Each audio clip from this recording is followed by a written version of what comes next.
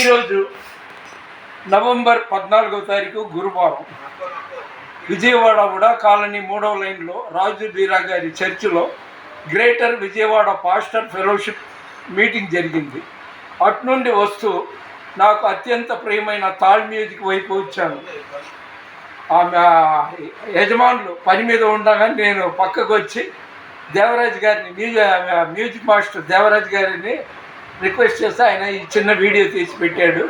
నేను ఎప్పుడు దేవుని ఎందుకు సంతోషిస్తుంటాను. నేను ఎందుకంటే ఎక్కడ పడితే అక్కడ తిరుగుతుంటా. ఇదిగో ఈ వాక్యాలు అందరూ చదవాలని, ఇదిగో దహించి అగ్ని అందరూ చదవాలని మన వినికిడిలో దేవుడు ఈ కొన్ని మాటలు దీవించుగా.